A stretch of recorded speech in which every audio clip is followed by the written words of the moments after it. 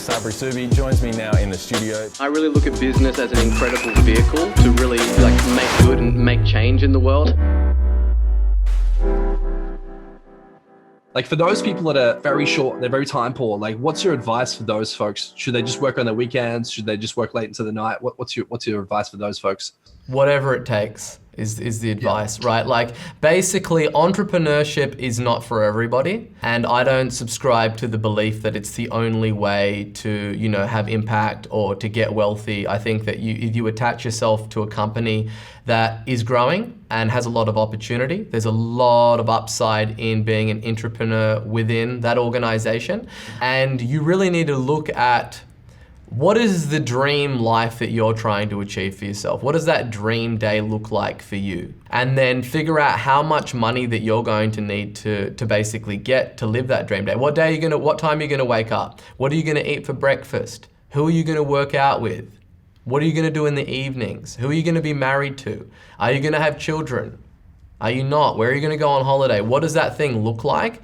And then figuring out what is the financial number that you would need to attain in order to basically reach that dream day, not the dream life, but the dream day. And then think about, is the best path to get that through entrepreneurship or is it to work for a company? And if you decide that it is to go down the entrepreneurial route, you need to understand that you are going to need to sacrifice huge amounts of things that you hold very dear to you in order to, cross the valleys, slay the dragons, climb the mountains in order to get to whatever that place of success looks like for you. But, working 8 hours a day, commuting, when I started my business, I was working 18 hours a day. And I don't recommend that to anybody, right? It's definitely not a good thing for your health. But it comes down to, I am willing to do whatever it takes to get to that destination. Too many people talk about, it's just you do this side hustle and you go live in Phuket on the beach and you're just flipping dog coins and t-shirts and drop shipping and doing all of this stuff. And again, that's the short-lived stuff. Show me where those people are at in a decade. Yeah, and I think that resonates really well because again, I worked 18-hour days. I've worked, there's days where I worked 48 hours straight. I never encourage anyone to do that. Like you said, it's bad for your health, but I get it. I can relate to that.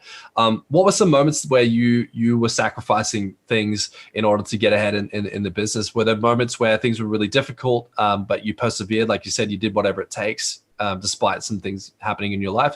Have you had any moments like that? Yeah, I've had a lot of moments like that. When I started my business and I was selling by day, making 150 cold calls in the day, and then I was doing the work till late at night, that was definitely difficult, right? And especially in the beginning where you're like, shit, like I gotta make rent, and there's all these building pressures that come up. But in terms of sacrifices, I still make a lot of sacrifices.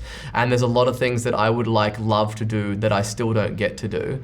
And that's just something that I'm at peace with, that I understand that this is, I have to pay the cost in order to get where it is that I wanna go. If you don't come to terms with those things, it would be very difficult, right? It's very easy to give up things that you don't really care about, but it's very difficult to give up things that you really care about, but you still understand that that's just a casualty of what it is that you need to do.